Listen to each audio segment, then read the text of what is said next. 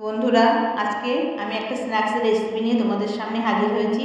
তোমাদের ঘরে যদি কয়েকটি চিকেনের সলিড পিস থাকে তাহলে কিন্তু এরকম একটা স্ন্যাক্স বানাতে পারবে।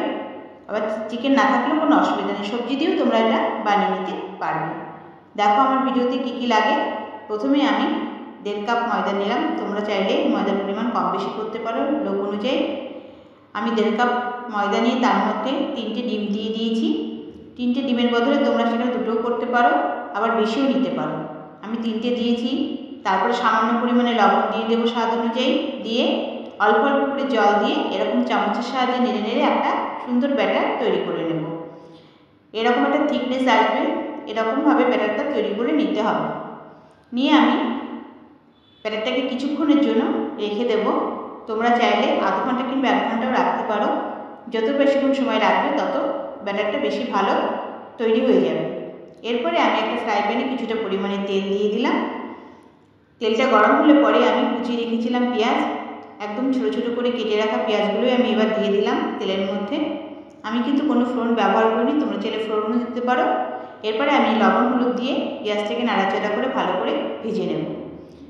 পেঁয়াজটা ভাজার সময় খেয়াল রাখতে হবে যাতে গ্যাসের ফ্লেমটা হাইয়ে না থাকে, মিডিয়ামে থাকে। এইভাবে নাড়াচাড়া করে ভালো করে পেঁয়াজটাকে ভেজে নেব, যতক্ষণ না পেঁয়াজ থেকে তার কাঁচা গন্ধটা না যায় ততক্ষণ পর্যন্ত ভাজবো আমি পেঁয়াজটাকে। পেঁয়াজটা থেকে যখন গন্ধটা চলে যাবে এবং লাল লাল ভাব চলে আসবে তখন আমি আদা কুচি আর রসুন কুচি দিয়ে দেবো। তোমরা চাইলে আদা রসুনের পেস্টও দিতে পারো, কিন্তু আমি কুচি দিয়েছি। এবার সমস্ত কিছু ভালোভাবে নাড়াচাড়া করে নিয়ে আমি কিছুক্ষণ সময় ধরে এটাকে হতে দিলাম। এরপরে আমি আবারও যখন সমস্ত কিছু একটু বেশি ভাজা হয়ে গেছে, ডিপ ভাজা হয়ে গেছে, তখন আমি একটা টমেটো ছোটো ছোটো করে কেটে দিয়ে দিলাম।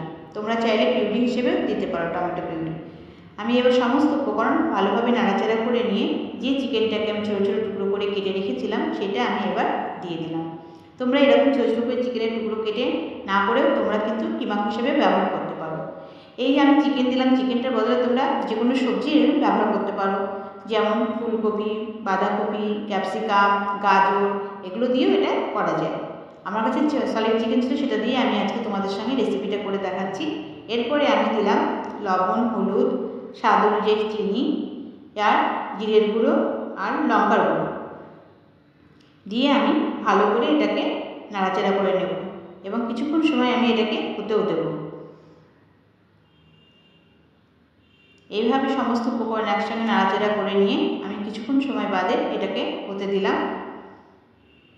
ফিরে এসে দেখলাম যে একটু হয়ে গেছে। এরপরে আমি আবারও নাড়াচাড়া করে চিকেনটাকে কিছুক্ষণ সময় ভাজা ভাজা করে নিলাম।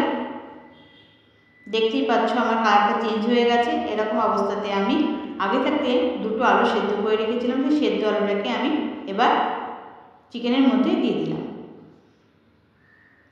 তোমরা এই আলুর পরিমাণটা কম বেশি করতে পারো।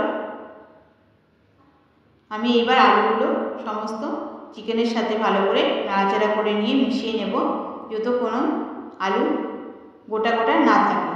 এরকম আমি প্যাচুলার সাহায্যে ভালো করে আলুগুলোকে ম্যাশ করে নিচ্ছি। এরকম তোমরা করতে পারো।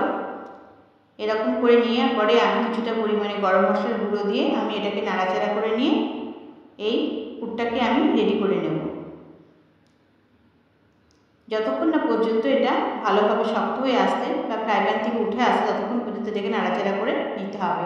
তোমরা চাইলে এরপরে ধনেপাতা দিতে পারো, কিন্তু আমার কাছে ধনেপাতা ছিল না বলে আমি এটা ব্যবহার করতে পারিনি। এরপরে আমি একটা ফ্রাই প্যান নিয়েছি, নিয়ে যে ব্যাটারটা তৈরি করে নিয়েছিলাম সেখানে আমি কিছুটা পরিমাণে ব্যাটার দিয়ে এরকম গোল গোল রুটির আকারে তৈরি করে নেব। দেখো আমি দিয়েছি, এক পিঠটা হতে শুরু করেছে। যখন আমার এরকম করে হয়ে যাবে, দেখতেই পাচ্ছ, এরকম অবস্থাতে আমি তুলে নেব। এইভাবে আমি সমস্ত রুটির মতন গোল গোল করে এরকম করে নেব সমস্ত ব্যাটারটা। এরপরে আমি যে পুরটা রেডি করেছিলাম সেই পুরটা আমি রুটির মধ্যে দিয়ে দেখো কেমন সুন্দর শেপ তৈরি করে নিই। কিছুটা পরিমাণে দিয়ে আমি হাতের সাহায্যে চৌকো করে নেব। তোমরা চাইলে অন্যরকম শেপও করতে পারো। এরকম চৌকো করে নিয়েছি আমি। এরপরে আমি ওদিকে একটা ব্যাটার তৈরি করেছি ময়দা আর জল দিয়ে, সেইটা হাতের সাহায্যে আঙুলের সাহায্যে এরকম করে দিয়েছি। দিয়ে এর 2 পিঠ উল্টে নিয়ে আবারও এই পিঠটা দিয়ে দিলাম। এইভাবে তোমরা শেপ করে তৈরি করে নেবে এবং ভালো করে যে লেয়ারটা দেবো সেই লেয়ারটা ভালো করে তৈরি করে না নিলে পরে এরপরে আটা যে এটা ময়দাটা ভালো করে ময়দার জলের মিশ্রণটা ভালো করে দিতে হবে, নাহলে কিন্তু এটা খুলে যাবে। এইভাবে আমি সবগুলো তৈরি করে নেব। তোমরা চাইলে কিন্তু অন্যরকম শেপও দিতে পারো।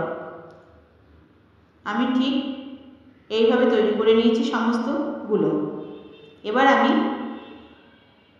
প্রথমটা আমি আঙুলের সাহায্যে দেখেছি, এবার আমি দেখালাম যে ব্রাশের সাহায্যে কী করে করা যায়। ব্রাশের সাহায্যে দিলে বেশি ভালো হয়, তাড়াতাড়ি হয়ে যাবে, সেই জন্য আমি ব্রাশটাকে ব্যবহার করেছি।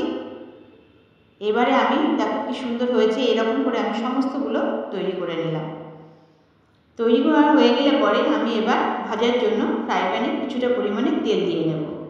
খুব বেশি পরিমাণে আমি ডিপ ভাজবো না বলে খুব বেশি তেল দেবো না, অল্প অল্প করে তেল দিয়ে আমি দুটো একটা করে দিয়ে এরকম করে ভেজে নেব। ভাজার সময় আমি গ্যাসের ফ্লেমটা একদম লোতে দিয়ে রাখবো, সুন্দর করে ভাজতে হবে এবং বেশি সময় ধরে। এইভাবে আমি উল্টে পাল্টে ভালো করে ভেজে নেব। দেখো এক পিঠ হয়ে গেলে পরে অন্য পিঠ আমি বেশ কড়া করে ভাজবো বলে কিছুক্ষণ সময় ধরে রেখে দিয়েই আমি আবার